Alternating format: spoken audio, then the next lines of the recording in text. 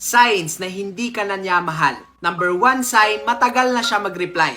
Kapag matagal na mag-reply ang isang tao sa'yo, sa chat man or sa text, tsak hindi ka na niya mahal. At kung mahal ka man niya, may nagbabago na. Yun bang hindi na kagaya nung dati? Hindi ka pa nga nakasend ng message, typing na agad siya. Alam niyo po in a relationship, hindi rason ang pagiging busy. Kasi kapag mahal ka talaga ng isang tao, makinig po kayo. Hahanap at hahanap yan ng paraan para ma-chat or para ma-text ka lang niya.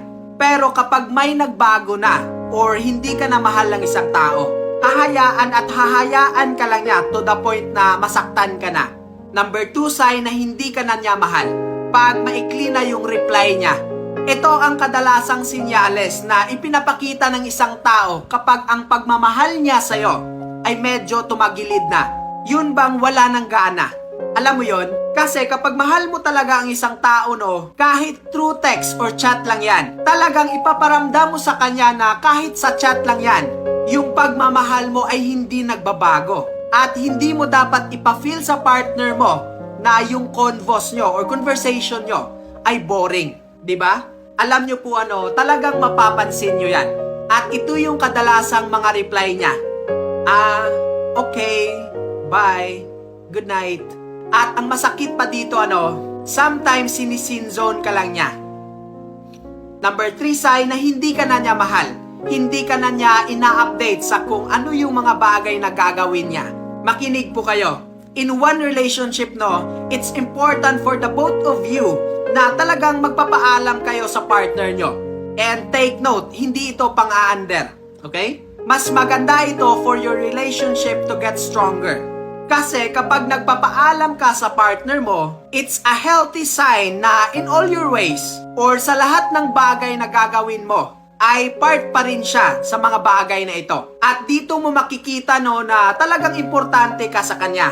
Kasi nga, you are part of their everyday living. And then, nakakatuwa kaya na may nagpapaalam sa'yo na, babe, may lakad ako mamaya. Babe, ito ang mga gagawin ko mamaya. And for me, personally, ang cute kaya. Kasi in one relationship, dapat kayong dalawa ang may desisyon. Especially kapag para sa ikakabuti nyo.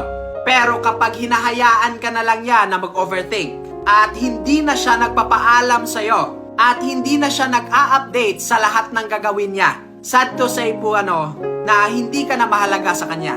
Number 4 sign na hindi ka na niya mahal. Hindi na siya nagpa-first move para mag-usap kayo.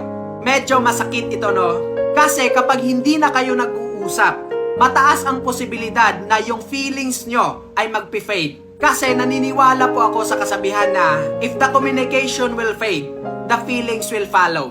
Agree po ba kayo dito? Na kung wala kayong communication, yung feelings nyo ay mag-fade din. Kasi I believe po yung communication ay ito yung nagpapatibay sa relasyon yung dalawa. If wala kayong communication, hindi magtatagal ang isang relasyon. Or kung wala kayong communication, posibleng may isa sa inyo ang mag-cheat. Kasi in the first place, hindi nyo na alam na kung ano yung mga bagay na nangyayari sa mga buhay nyo. Or as a couple, hindi nyo na alam kung anong nangyayari sa inyo. Especially kapag hindi na nagpa-first move ang jowa mo sa'yo. Yun bang hinahayaan niya lang na hindi kayo magkakausap in the whole day? Yun, posibleng hindi ka na niya mahal. Number 5 sign na hindi ka na niya mahal. Minsan ka na lang niya sinasabihan ng I love you, I miss you, good morning at good night. Kasi for me personally, kapag nagmamahal talaga ako, hindi pwedeng walang I love you sa isang araw. Kasi nga sa tuwing nagsasabi tayo ng I love you sa ating partner, those are expression for our love towards to that person.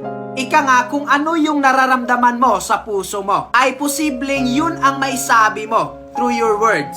Pero kapag minsan ka na lang niya sinasabihan sa mga words na ito, or sa mga sweet words na ito, mataas ang posibilidad na hindi ka na niya mahal. Or else, may iba na siyang sinasabihan sa mga word na ito. Number 6 signs na hindi ka na niya mahal.